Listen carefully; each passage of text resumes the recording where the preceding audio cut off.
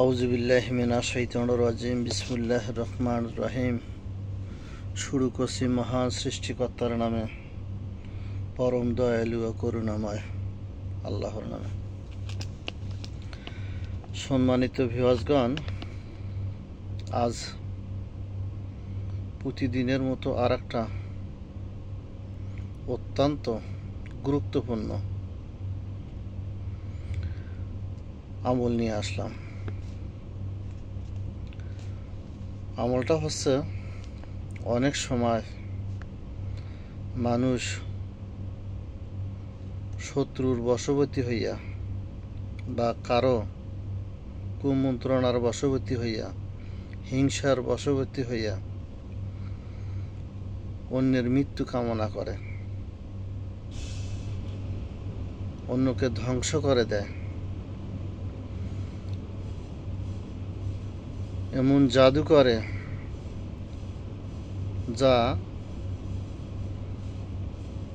যার উপর জাদু করা হয় সেই ব্যক্তি মৃত্যুর কোলে ঢলে পড়ে।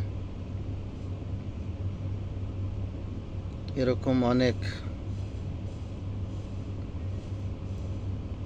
ব্যক্তি এই কাজটা করে থাকে। অনেক লোক নিজেও করে, আবার টাকার বিনিময়ে কবিরাজ দ্বারা করে নেয়। এই বানগুলা, এই জাদুগুলা কিছু মাধ্যমের মধ্যেই করে। মাধ্যমগুলা যেমন, কেউ মাটির পুতুল তৈরি করে। এই মাটির পুতুলের মধ্যে বিভিন্ন কৌশল অবলম্বন করে, যেমন তীর মারে, পেরেক মারে, সুই গেড়ে দেয়, এরকম অনেক সিস্টেম করে। এগুলো মৃত্যুবান আর কি, যেটাকে মৃত্যুবান বলা হয়। যে বান মারলে বা যে জাদু করলে নিশ্চিত ওই ব্যক্তি 2-3 ঘন্টা বা 24 ঘন্টা বা 3 দিনের মধ্যে সে মারা যাবে। এরকম জাদুবানগুলো করা হয়। আবার অনেক সময় কাগজের মধ্যে যে ব্যক্তিকে বান মারা হবে, যার উদ্দেশ্য করে তার ছবি অঙ্কন করা হয়। ওই ছবির মাধ্যমেও ছবি আর্ট করে, ওর প্রতি খেয়াল করে বান মারে বা জাদু করে। আবার কখনো কখনো এই বান মারার ফলে, মৃত্যুবান মারার ফলে এই 2-3 ঘন্টা বা কিছুক্ষণের মধ্যেই মৃত্যু হয় ওই ব্যক্তির, যাকে বান মারা হইল। আবার কখনো এই বান যে ব্যক্তির উপর প্রয়োগ করা হলো, ওই ব্যক্তির কলিজা চেপে ধরে। কলিজা এমনভাবে চেপে ধরে যার কারণে রক্ত বমি হয়।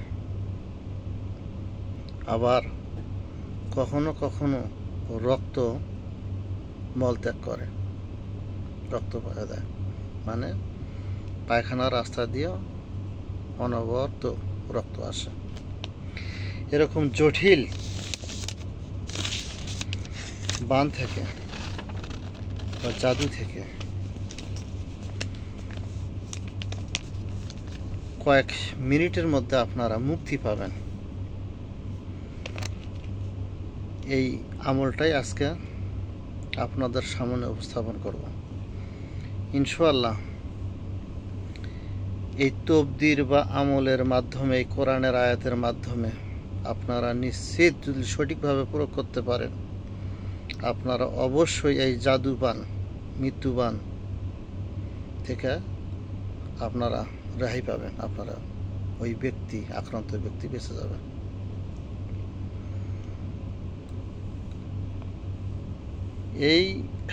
এইটা করতে হলে,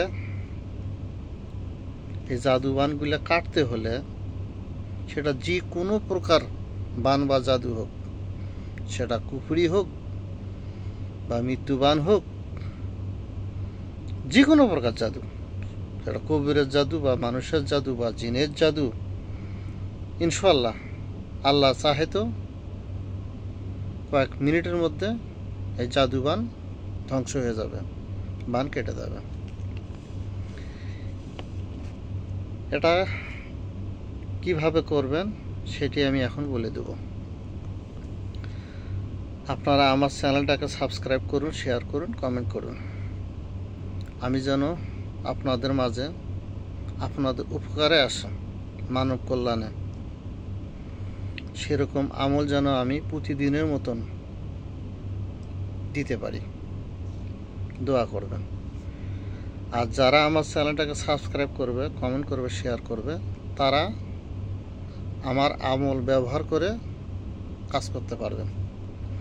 আর যারা আমার চ্যানেলটাকে সাবস্ক্রাইব করবে না, কমেন্ট করবে না, শেয়ার করবে না, তারা আমার এই আমল দ্বারা কোনো উপকার পাবেন না, মানে তাদের জন্য আমার ইজাজত দেওয়া নেই।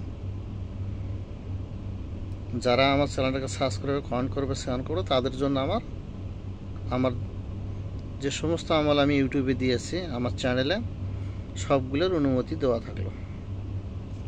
যাক, এখন কথায় আসি। আপনারা কিভাবে করবেন কাজটা, বানটা কিভাবে ধ্বংস করবেন? কচু পাতা যে আছে, ওই কচু পাতা অথবা কলা পাতা, কলা গাছের যে পাতা, এই পাতাতে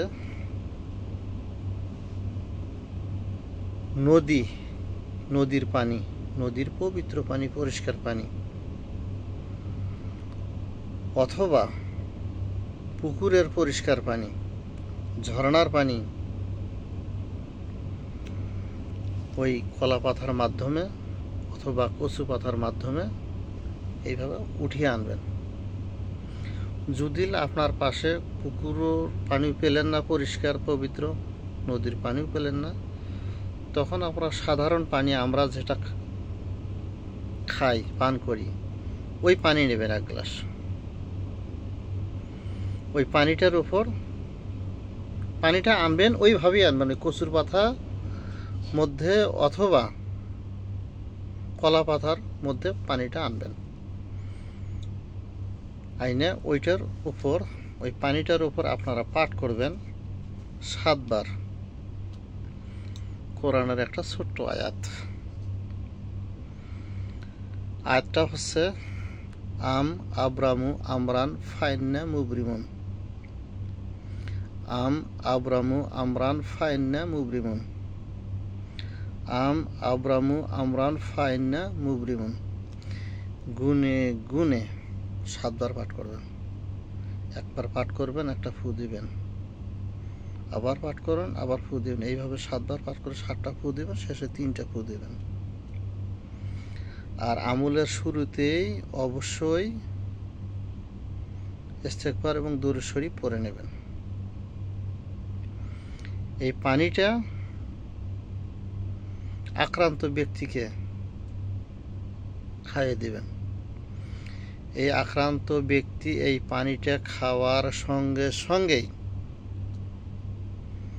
কয়েক মিনিটের মধ্যেই এই মরণবান, মৃত্যুবান বা জাদু, যে কোনো প্রকার জাদু করে থাক, ইনশাআল্লাহ কয়েক মিনিটের মধ্যে সবগুলো কেটে যাবে, মানে ওই বানের আর কার্যকারিতা থাকবে না। খুব জটিল, যত বড় জটিলই হোক, 2-3 মিনিট 5 মিনিটের মধ্যে সে ওই বান থেকে মুক্ত হবে।